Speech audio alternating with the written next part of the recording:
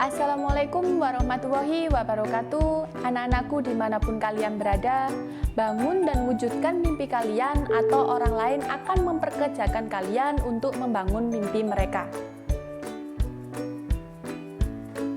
Apabila kalian memiliki mimpi, berusahalah untuk selalu menggapainya. Sekecil apapun mimpi tersebut tentu akan memberikan makna tersendiri dalam kehidupan.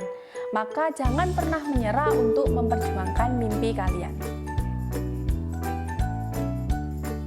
So, welcome in my new video. In this video will be discuss analisis transaksi bagian akun dalam akuntansi. Berbicara mengenai akuntansi, mungkin beberapa dari kalian berpikir bahwa akuntansi itu tentang hitung-hitungan. Atau mungkin saja kalian masih belum bisa membayangkan belajar akuntansi itu yang bagaimana. Nah, untuk lebih mudahnya, akuntansi nantinya kita akan belajar mengenai bagaimana caranya mencatat pemasukan dan pengeluaran yang nantinya kita bisa mengetahui kita dapat keuntungan atau kerugian. Dan jika kita belajar akuntansi, kemungkinan besar kita akan menjadi seorang akuntan. Lalu apa saja sih yang dikerjakan oleh seorang akuntan? Banyak sekali tahapan yang harus dikerjakan oleh seorang akuntan. Mulai dari menganalisis bukti transaksi, membuat jurnal umum, buku besar, neraca saldo, jurnal penyesuaian, neraca saldo setelah penyesuaian, kertas kerja, laporan keuangan, jurnal penutup, menutup buku besar, neraca saldo setelah penutupan, dan jurnal pembalik. Dan itu semua bisa kita sebut sebagai siklus akuntansi. Sesuai dengan siklus akuntansi ini, sebagai seorang akuntan yang pertama kita laksanakan adalah menganalisis bukti transaksi. Untuk bukti transaksi sendiri adalah bukti yang tertulis tentang terjadinya transaksi keuangan yang digunakan sebagai data awal atau sumber pencatatan dalam akuntansi. Dan berikut adalah macam-macam bukti transaksi. Yang pertama, kwitansi, tanda bukti pembayaran, nota tunai, tanda bukti pembelian secara tunai, faktur, tanda bukti pembelian secara kredit, nota kredit, tanda bukti pengurangan piutang, nota debit, tanda bukti pengurangan utang, memo, bukti transaksi yang dibuat oleh pimpinan. Dan dari bukti-bukti tersebut kita analisis, kita catat, dan kita kelompokkan sesuai dengan akunnya masing-masing. Untuk akun sendiri adalah suatu istilah tempat yang digunakan untuk melakukan pencatatan dan penggolongan setiap transaksi yang terjadi dalam perusahaan.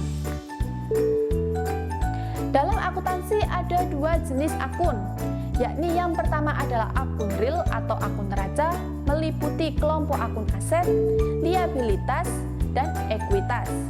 Yang kedua yaitu akun nominal atau laba rugi, yaitu meliputi kelompok akun pendapatan dan beban.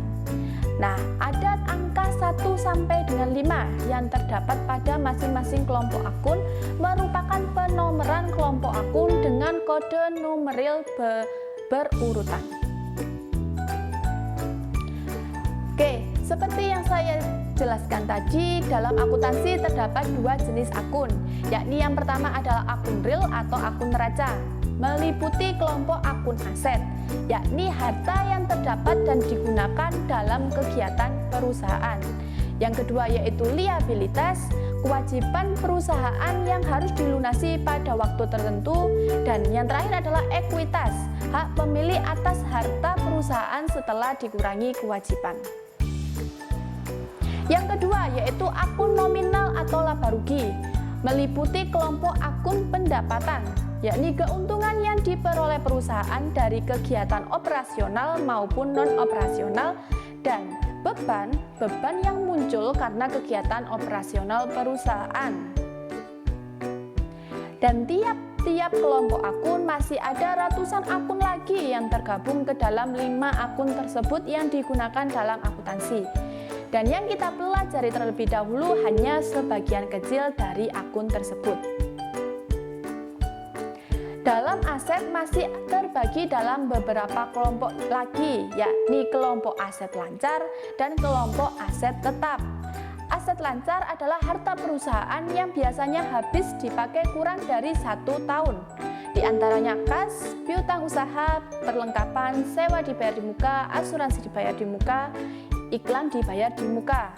Kemudian ada aset tetap, adalah harta perusahaan yang biasanya habis dipakai lebih dari 1 tahun, meliputi tanah, gedung, mesin, kendaraan, peralatan, beserta penyusutannya. Dalam liabilitas juga masih ada terbagi dalam beberapa kelompok lagi, yakni kelompok liabilitas lancar dan kelompok liabilitas jangka panjang. Liabilitas lancar adalah kewajiban perusahaan yang harus dilunasi dalam jangka waktu kurang dari 1 tahun, meliputi utang usaha, utang bunga, utang gaji.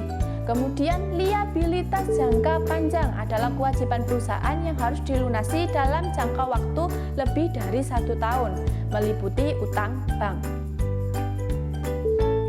Dalam ekuitas terdapat akun modal dan preferred, dan dalam akun pendapatan terdapat akun pendapatan jasa dan pendapatan komisi. Dalam beban terdapat akun beban perlengkapan, beban gaji, beban asuransi, beban iklan, beban sewa, beban penyusutan, dan beban bunga. Nah, itulah materi mengenai akun dalam akuntansi, dan agar kalian lebih memahami, silakan kerjakan latihan yang terdapat pada website e-learning. Selamat mengerjakan, tetap semangat dan menjadi yang lebih baik lagi. Wassalamualaikum warahmatullahi wabarakatuh.